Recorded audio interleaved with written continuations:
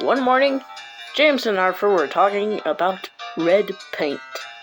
I'm the most splendid red engine on Zerdo. That's why I'm pulling this train. Haha. Well, I don't know, said Arthur. I think my paint is pretty splendid. Ah, said James. You work around the fishes. No way, you're this splendid. Just look at me go. And James puffed away grandly. He does have a point, driver. I'm not as splendid as James. Nonsense, Arthur. You're splendid. Just wait for that bozo to get his lesson. Later that day, James was at the station waiting for his passengers to come in. And since it was Friday, Arthur was pulling a passenger train.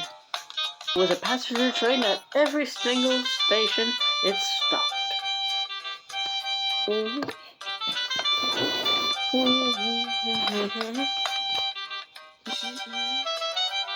James was waiting at the station one morning when something surprising came. James was surprised to see Arthur passing by the station. I can't stop! I can't stop! He was heading to that barber shop that was re-established many years ago. Arthur went to destroy the buff. Arthur entered to the barber shop. The shaving cream flew off the table and went onto Arthur's nose. Sorry for my intrusion, Arthur scoffed. Luckily, the barber shop owner told all the customers to leave because he saw Arthur coming. It's fine. Don't do it ever again, though. The barber shop owner died before, but now he had a son and he came back. Before his father had passed, he told a story about Duck coming, and he just remembered. So it won't happen ever again.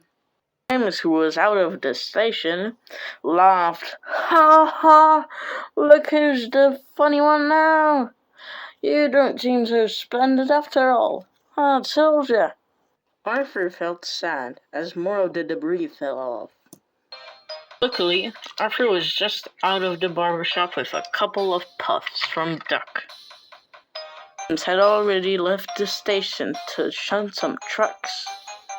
Arthur was dirtier than a clam when he was out. Oh, not another accident. What is happening with me recently? Well, Arthur, it was no one's fault. Your brakes didn't work. You didn't cause it. I guess, but why did it have to be me? And today? I don't know, Arthur, but all I could say is that life in an engine could be like that sometimes. And Duck left to leave Arthur alone for a bit. After a bit, Arthur backed up to the coaches to finish the day with his last train.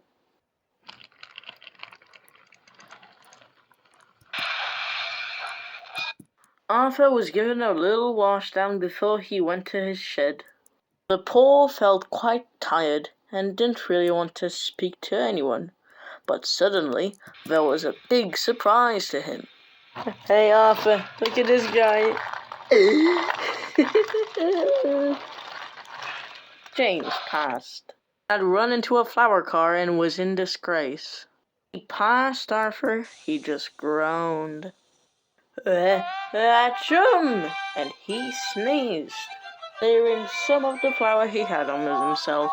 I wonder who's splendid now, don't you?